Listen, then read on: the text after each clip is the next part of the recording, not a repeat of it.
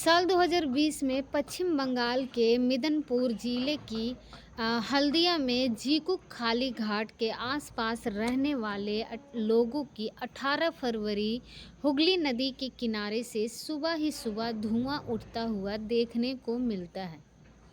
उन लोगों ने पहले तो यही सोचा कि शायद किसी ने कूड़ा जलाया होगा, कचरा जलाया होगा, लेकिन वो लोग वहाँ पर रोज़ आते जाते थे, मगर इससे पहले कभी भी उन्होंने वहाँ पर कूड़ा जलते हुए नहीं देखा था और ना ही उस जगह पर कोई कूड़ा फेंकता था। अभी वो लोग इस बारे में बातें ही कर रहे थे कि तभी अचानक से उन लोगों को एक अजीब सी बदबू आने लगी और ये बदबू वहीं से आ रही थी जहाँ पर वहाँ आग जल रही थी।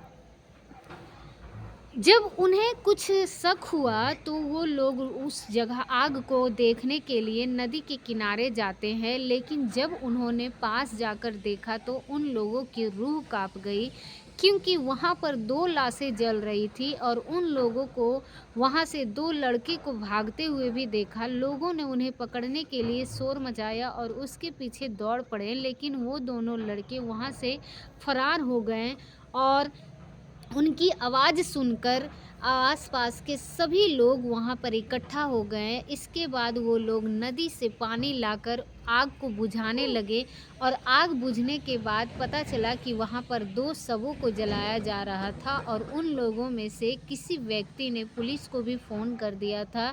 दुर्गावचक थाना की पुलिस तुरंत मौके पर पहुँचती है और उन दोनों शवों में से एक शव तो पूरी तरह से जल चुका था, यानी कि उसको देखकर पता ही नहीं चल रहा था कि ये शव महिला का है या पुरुष का।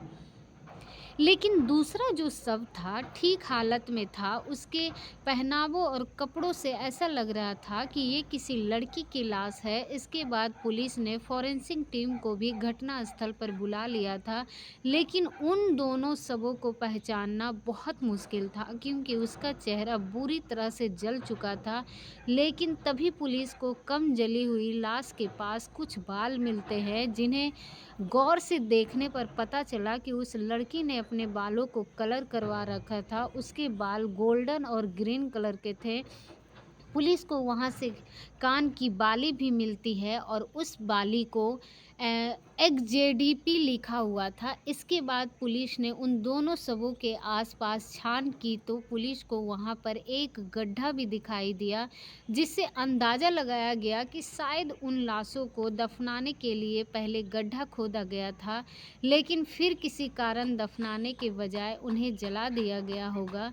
उन्हें जलाने के लिए पेट्रोल का इस्तेमाल किया गया था क्योंकि वहाँ से एक खाली बोतल भी मिली थी और जाहिर सी बात है, कोई भी व्यक्ति ऐसी खुली जगह में तो कत्ल नहीं करेगा। इसीलिए पुलिस को लग रहा था कि इन दोनों को कहीं और कत्ल करने के बाद यहाँ लाकर जलाया गया। खैर, घटनास्थल की जांच करने के बाद उन दोनों शवों को पोस्टमार्टम के लिए हॉस्पिटल भिजवा दिया गया। इधर पुलिस अज्ञात लोगों को खिलाफ कत्ल और सबूत मिटाने का मामला दर्ज करके इस मामले की जांच में जुट जाती है, लेकिन सबसे पहले ये पता लगाना ज़रूरी था कि आखिर वो दोनों लाशें किसकी थी, क्योंकि अब तक एक लाश के बारे में केवल इतना ही पता चल पाया था कि वो किसी महिला की लाश है, लेकिन दूसरे को तो अभी कुछ भी नहीं पता था। अब तक पोस्टमार्टम रिपोर्ट तब तक आ ना जाए जब तक पुलिस भी कुछ नहीं कर सकती है, लेकिन कुछ घंटे इंतज़ार करने के बाद उन दोनों शवों को पोस्टमार्टम रिपोर्ट आ जाती है और पोस्टमार्टम रिपोर्ट से पता चलता है कि ये दोनों शव महिलाएं की ही है, जिसमें एक उम्र 20-22 साल की और दूसरी की उम्र 40 साल के आसपास थी, लेकिन जो लाश कम जली थी वो 20-22 साल की लड़की थी। पोस्टमार्टम रिपोर्ट से ये भी पता चलता है कि उन दोनों को जलाने से पहले उन्हें कुछ नशीली दवाई खिलाई पिलाई गई थी, यानी जलाए जाने से पहले ये जिंदा थी और इसका मतलब साफ था कि उन दोनों को जिंदा ही जला दिया गया था। लेकिन अब सवाल ये था कि आखिरकार ये दोनों महिलाएं कौन थी और उनके साथ ये दरिंदगी किसने की थी, इस बात का पता लगाने के लिए दुर्गावती पुलिस आसपास के सभी पुलिस स्टेशन में उन दोनों शवों के बारे में जानकारी देती है और साथ ही ये भी पता लगाने की कोशिश की जाती है कि किसी थाने में उन महिलाओं की गुमशुदगी की रिपोर्ट तो नहीं लिखवाई गई है। यानी कि पुलिस ने हर तरीके से उनके बारे में पता लगाने की कोशिश की, लेकिन उन महिलाओं के बारे में कहीं भी कोई सुराग ना मिला और ना सबूत मिलता है, क्योंकि किसी भी थाने में उनकी कोई भी रिपोर्ट नहीं लिखवाई गई थी। दुर्गावती पुलिस को भी कुछ समझ में नहीं आ रहा था कि अब आगे क्या किया जाए। असल में पुलिस को पता ही नहीं चल पा रहा था कि ये कहाँ की रहने वाली है और उन दोनों में क्या रिश्ता था। लेकिन फिर पुलिस इस घटना को सोशल मीडिया पर पोस्ट कर देती है। साथ ही उन दोनों महिलाओं के पास से मिली चीज़ें, उनके कपड़े और गहने पोस्टमार्टम रिपोर्ट के अनुसार उनकी हाइट और उनकी उम्र, ये सारी चीज़ें भी पुलिस द्वारा सोशल मीडिया पर पोस्ट कर दी गई। साथ ही पुलिस ने लोगों ने अपील की कि अगर किसी का कोई रिश्तेदार या जानने वाला लापता है, इन सभी डिटेल से उनकी आईडी मैच करती है तो पुलिस को सूचना दी जाए। और ये पोस्ट 20 फरवरी के आसपास की गई थी, जिसके बाद ये पोस्ट तेज़ी से वायरल होने लगती है और फिर 21 फरवरी को एक व्यक्ति दुर्गावती पुलिस के संपर्क किया और उस व्यक्ति ने पुलिस को बताया कि उसकी जानने वाली एक महिला और उसकी बेटी पिछले कई दिनों से लापता है। उस व्यक्ति ने बताया कि पिछले कई दिनों से वो दोनों माँ बेटी सोशल मीडिया पर भी एक्टिव नहीं है और ना ही उनसे उस व्यक्ति पर कोई संपर्क हो रहा है। जब पुलिस को पता चला कि दोनों माँ बेटी सोशल मीडिया पर भी एक्टिव रहती थी तो पुलिस ने उन दोनों की प्रोफाइल को खंगालने का फैसला किया। जानकारी देने वाले व्यक्ति से सोशल मीडिया के जरिए पुलिस ने उन माँ बेटी की तस्वीरें भी मिल जाती हैं। उनमें एक का नाम रमा होता है, जिसकी उम्र 40 साल की होती है और दूसरी उसकी बेटी, उसका नाम रहता है रिया डे, उसकी उम्र 22 साल थी। वो दोनों माँ बेटी नॉर्थ 24 परगना ज़िले के न्यू बैरकपुर इलाके में रहती थी। और फिर अगले दिन यानी कि 22 फरवरी को पुलिस बैरकपुर इलाके में पहुंचती है और वहां पर पुलिस उन दोनों माँ बेटी की फ़ोटो लोगों को दिखाती है और एक व्यक्ति ने पुलिस को उनके घर का एड्रेस बताया। इसके बाद पुलिस उसके घर पर पहुंचती है, वहां पर लगा ताला हुआ। जब पुलिस ने आसपास रहने वाले लोगों से पूछताछ की तो पता चला कि रिया डे और रमा डे दोनों माँ बेटी न्यू बैरकपुर के इसी किराए के घर पर रहती थी और इस घर में उन दोनों के अलावा एक कोई और नहीं रहता था। हालांकि वहाँ से थोड़ी ही दूर उनका अपना घर भी था, मगर वो दोनों अपने घर वालों से दूर यहाँ किराए पर रहती थी। दोनों माँ बेटी सोशल मीडिया पर भी काफ़ी एक्टिव रहती थी। रिया हर दिन कुछ नया कुछ पोस्ट करती ही रहती थी, लेकिन उनके घर वाले इस इलाके में किस जगह पर रहते थे इस बारे में को किसी को नहीं पता था और उस समय घर की मालकिन भी वहाँ पर मौजूद नहीं थी। इसके बाद पुलिस ने पड़ोसियों से रिया और रमा का फ़ोन नंबर ले लिया ताकि फ़ोन के ज़रिए उन घर वालों तक पहुँच सके और ये पता चल सके कि उन दोनों माँ बेटी को किन किन लोगों से बात होती थी। इसके बाद पुलिस उन दोनों माँ बेटी के नंबरों की CDR निकलवाया और इधर पुलिस द्वारा की गई पोस्ट को देखकर और भी कई लोग, जिनमें कुछ रिया के दोस्त, कुछ रिश्तेदार भी थे, ये भी यहीं रहते थे, इस पोस्ट में दिखाई गई सभी चीज़ें रमा और रिया से मिलती जुलती लग रही थी। और इन सब बातों से अब पुलिस को लगने लगा कि वो दोनों सब उन दोनों माँ बेटी की ही है। दरअसल पहले रमा अपने पति के साथ ही रहते थे, बेटी के साथ ही महाराष्ट्र के नवी मुंबई में रहती थी, लेकिन कुछ कारणों की वजह से रमा ने अपने पति को डिवोर्स दे दिया और साल 2017-18 में रमा अपनी बेटी रिया को लेकर वापस अपने घर वेस्ट बंगाल आ गई, लेकिन ये अपने मायके में रहने के बजाय हल्दिया में किराए के मकान में रहने लगी और इन सब चीज़ों से रिया की पढ़ाई पर भी बहुत ज़्यादा असर पड़ता है। वो 12th क्लास भी पास नहीं कर पाई थी। साल 2017 में रिया 8वीं क्लास पास की थी और माता-पिता की तलाक के बाद पढ़ाई छोड़कर रिया को अपनी माँ के साथ वेस्ट बंगाल आना पड़ा और आने के बाद न्यू बैरकपुर के एक स्कूल से रिया हाई स्कूल और इंटर के लिए पढ़ाई शुरू कर देती है।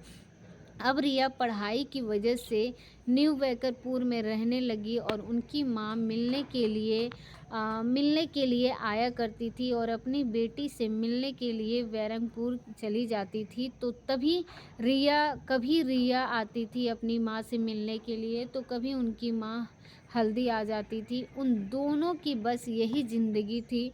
रमा अपने मायके वालों से कोई मतलब नहीं रखती थी। इधर 22 फरवरी को रिया और रमा की सीडीआर यानी कॉल डिटेल रिकॉर्ड की रिपोर्ट में भी आ जाती है।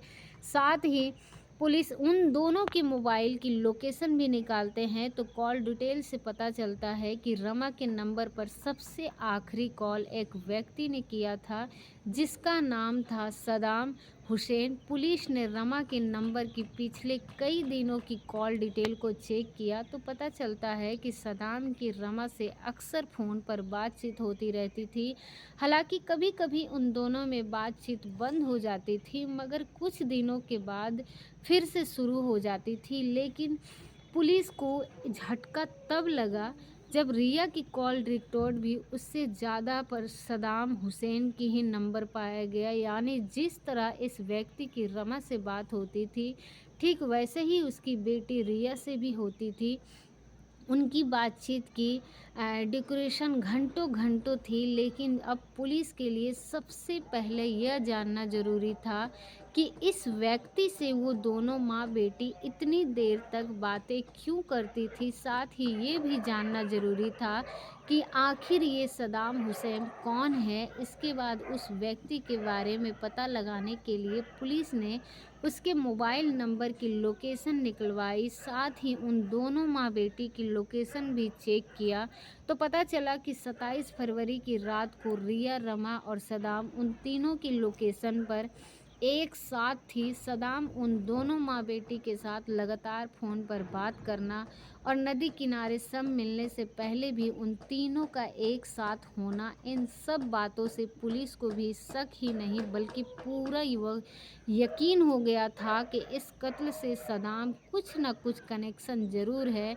छानबीन करने पर पता चला कि सदाम हुसैन दुर्गाज की न्यू कॉलोनी का रहने वाला है और वो एक कंट्रैक्टर यानी कि ठेकेदार है।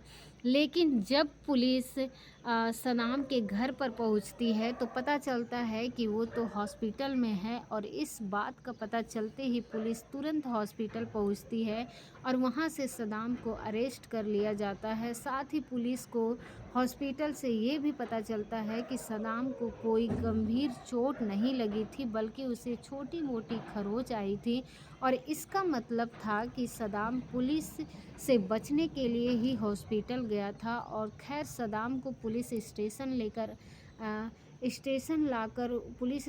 लाकर उससे पूछताछ की जाती है। शुरू में तो हर आरोपी की तरह सदाम भी साफ मना कर देता है, उसका इस वारदात से कोई लेना देना नहीं है। लेकिन जब पुलिस ने सदाम को उसकी कॉल डिटेल रिकॉर्ड्स और 17 फरवरी की लोकेशन दिखाई तो वो टूट गया। लेकिन अब भी कई ऐसे सवाल थे जिनका जवाब जानना ज़रूरी था। पहला ये कि आखिरकार सदाम की रमा और रिया से मुलाकात कैसे हुई और दूसरा यह कि सदाम ने उन दोनों माँ बेटी का कत्ल क्यों किया था।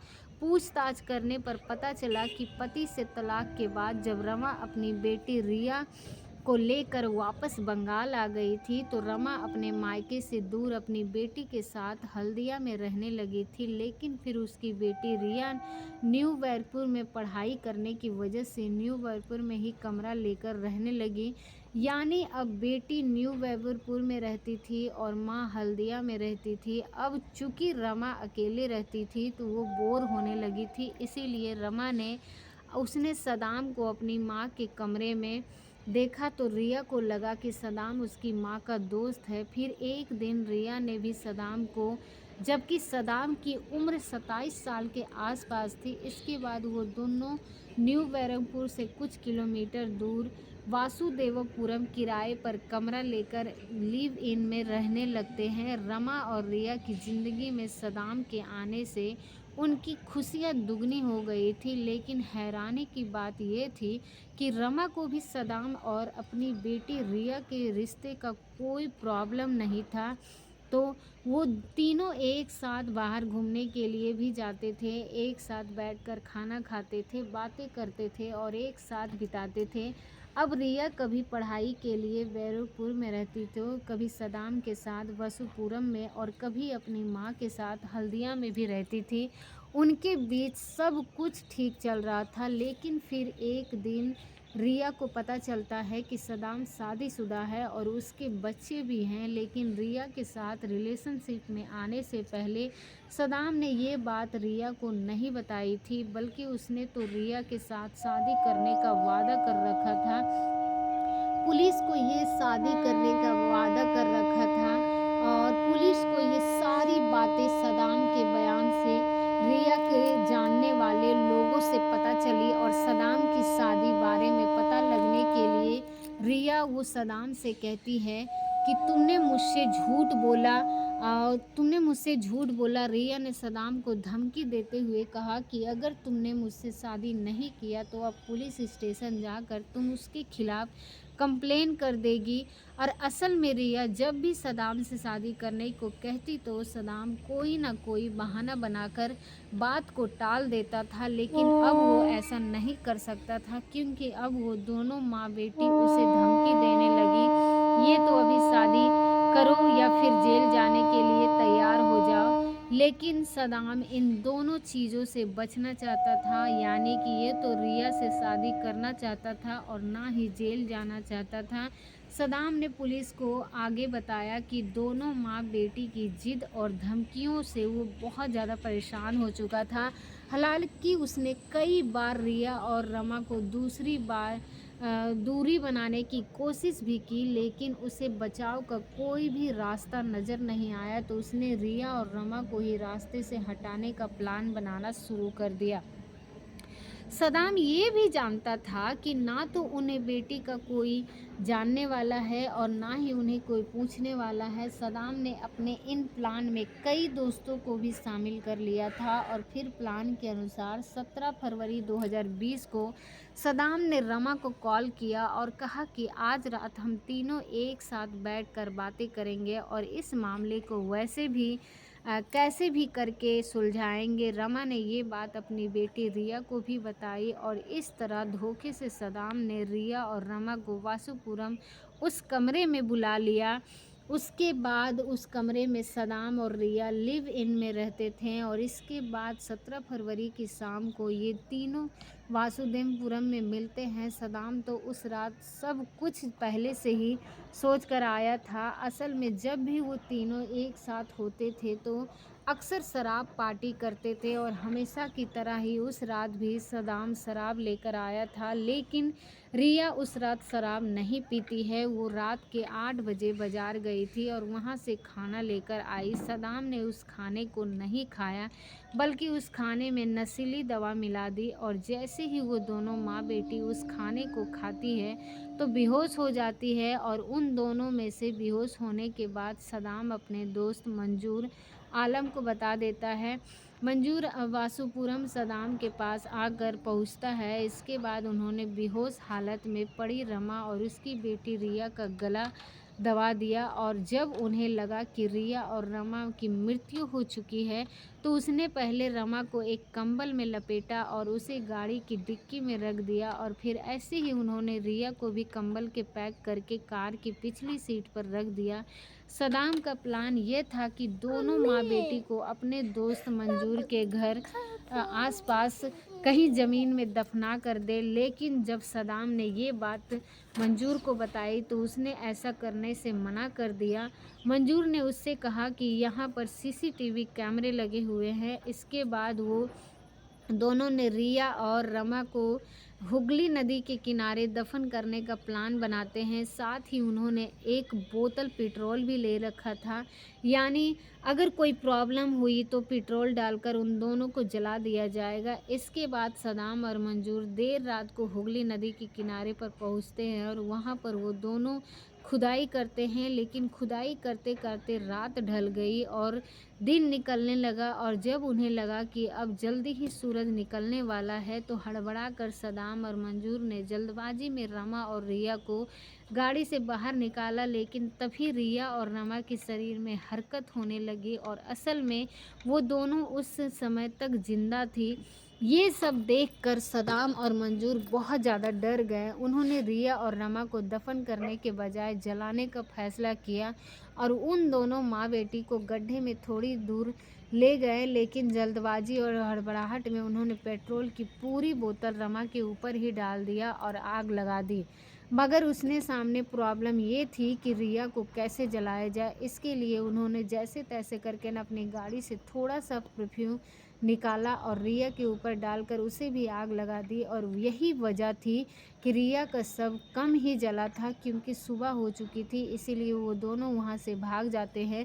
हालांकि आसपास रहने वाले लोगों ने उन्हें भागते हुए देख लिया था और उसका पीछा भी किया था, लेकिन वो दोनों बचकर निकल गए थे। और इधर मंजूर का नाम सामने आते ही 23 फरवरी 2020 को मंजूर को भी अरेस्ट कर लिया जाता है। इसके बाद रिया के मामा का ब्लड सैंपल लिया जाता है, तभी उन दोनों सबों की डीएनए जांच की जाती है और कोलकाता की लैब में उनका डीएनए टेस्ट किया जाता है, जिससे कंफर्म हो जाता है कि वो दोनों सब रिया और रमा के ही थे।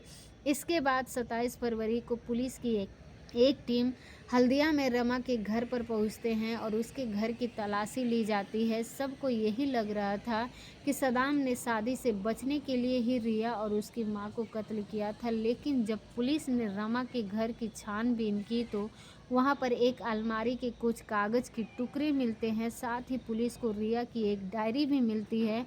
उस कागज़ के टुकड़ों को एल्ट्रस के पास भेज दिया जाता है, लेकिन जब कागज़ के उन टुकड़ों को जोड़कर देखा गया तो पता चला कि ये एक मैरिज सर्टिफिकेट है और उस मैरिज सर्टिफिकेट के अनुसार सदाम और रिया ने साल 2018 में शादी कर ली थी। वही रिया अपनी डायरी को हिंदी, इंग्लिश और बंगाली भाषा में लिखती थी और उस डायरी के 5 पन्नों में सदाम, रिया और रमा उन तीनों के रिश्तों को लेकर कुछ बातें लिखी गई थी। डायरी में लिखा गया था कि सदाम की मुलाकात पहले तो रमा से और फिर रिया से मुलाकात हुई थी। उसके बाद रिया और सदाम एक दूसरे को पसंद करने लगे थे। रिया ने आगे लिखा था कि उसे शक था कि सदाम का उसकी मां के साथ भी कुछ नज़दीकी रिश्ता है और इसी वजह से उसकी मां रमा हल्दिया में रहने लगी थी ताकि वो और सदाम एक दूसरे से मिल सके। और वही सदाम का कहना था कि उनमें से शक होने लगा था कि रिया का किसी और लड़के से भी अफेयर चल रहा था, जिसकी वजह से सदाम ने रिया का पीछा किया, छुड़वाना चाहता था, लेकिन वो दोनों माँ बेटी उसके फंसाने की धमकी देने लगी, इसीलिए वो चाहकर भी कुछ नहीं कर सकता था। सदाम ने बताया कि रिया ने उसकी कुछ आपत्तिजनक फ़ोटो और वीडियोज़ बना ली थी, जिसके ज़रिए वो दोनों माँ बेटी उसे ब्लैकमेल करती थी, उससे पैसे लेती थी। लेकिन अब सवाल ये है कि शादीशुदा होने के बावजूद भी सदाम रिया और रमा के इतना करीब क्यों आया? अगर वो उनके करीब ना जाता तो रिया से शादी का वादा ना करता तो उसके ये सब ना करना पड़ता, मगर उस हैवान ने तो उन दोनों माँ बेटी को जिंदा ही जला दिया। खैर 27 फरवरी पुलिस सुखदेव नाम के एक और व्यक्ति को अरेस्ट करती है सदाम के बयान के अनुसार, और सुखदेव ने सबूत मिटाने में उसकी मदद की थी।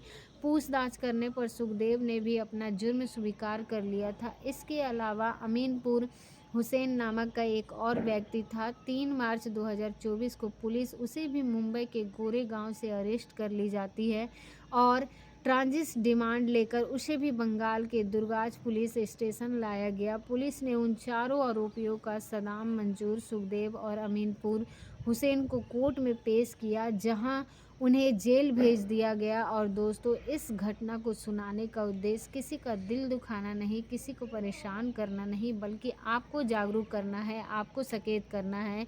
दोस्तों, इस पूरी घटना के बारे में आपकी क्या राय है? आप हमें कमेंट बॉक्स में ज़रूर बताएं। अगर हमारी मेहनत पसंद आई होगी तो इस वीडियो को लाइक करते हुए शेयर भी करें। अगर आपने अभी तक चैनल को सब्सक्राइब नहीं किया है तो हमारे चैनल को सब्सक्राइब कर वीडियो को लाइक ज़रूर करें। मिलते हैं अगले वीडियो में, तब तक के लिए आप सभी लोगों का बहुत बहुत धन्यवाद।